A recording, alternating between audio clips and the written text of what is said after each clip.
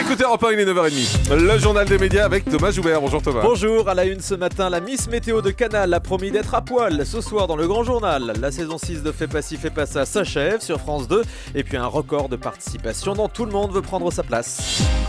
Allez, on commence avec toutes les promesses faites dans les médias en cas de victoire des Bleus. Des promesses un peu folles faites avant le match alors que toutes les statistiques donnaient les Français perdants. Ainsi, la très jolie Dora Tillier a promis de présenter sa météo à poil ce soir dans le Grand Journal de Canal+, je la cite.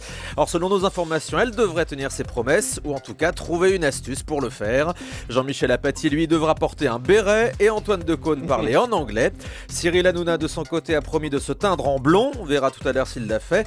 Enfin, le site spécialisé Marc Dorcel avait annoncé l'accès gratuit toute la nuit à ses vidéos X en cas de victoire des Bleus.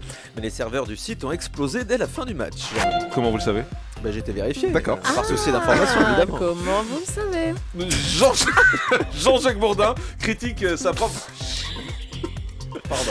Jean-Jacques Bourdin critique sa propre chaîne BFM TV.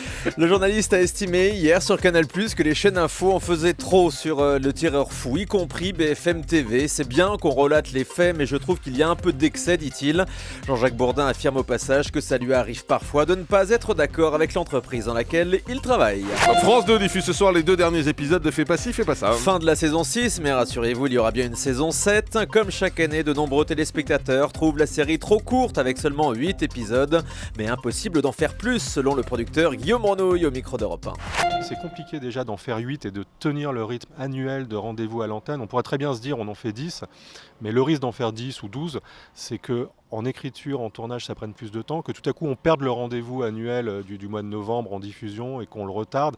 Voilà, je pense que c'est le prix de la qualité. Et puis c'est vrai qu'on a à la fois la chance et la malchance, là c'est le producteur qui parle, d'avoir des comédiens qui sont de plus en plus demandés, qui tournent de plus en plus au cinéma, et du coup les emplois du temps à gérer pour nous sont de plus en plus compliqués. Donc arriver à tourner 8 épisodes cette saison, c'est déjà compliqué en termes d'aménagement, d'organisation et tout.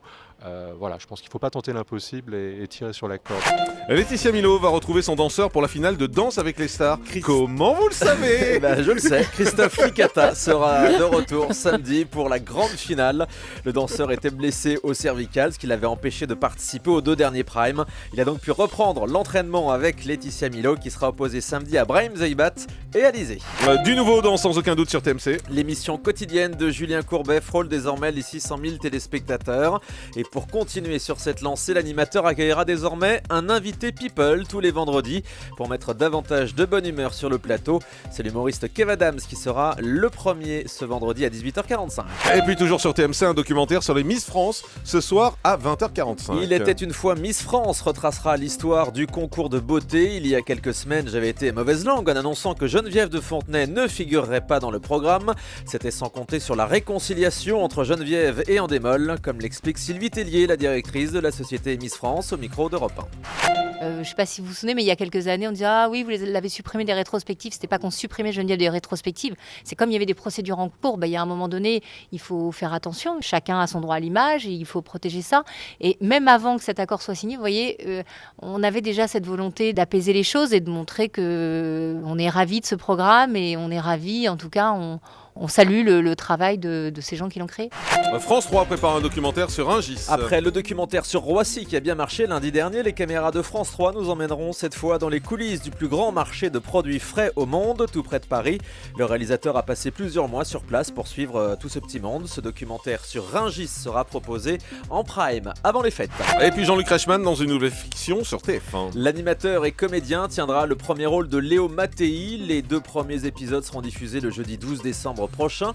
Jean-Luc Reichmann incarne un policier en charge de la brigade des mineurs, un rôle totalement à contre-emploi, et si ça marche, la série pourrait devenir récurrente. Et le même soir débuteront les primes en direct de la Nouvelle Star sur D8. Même dispositif que la saison dernière, ces primes auront lieu en direct de l'Arche Saint-Germain. Alors l'année dernière, D8 n'avait prévu que 6 émissions.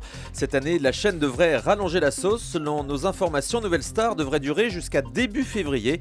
Ces primes seront de nouveau présentés par Cyril Hanouna. Du coup, il devra céder sa place tous les jeudis jeudi à Jean-Luc Lemoyne à la présentation de Touche pas à mon poste.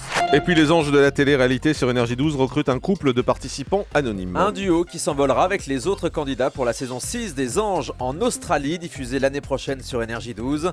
Un grand casting est ouvert si vous avez entre 18 et 50 ans. Rendez-vous à Nice, à Lille ou Paris. Tous les détails sur le site de la chaîne.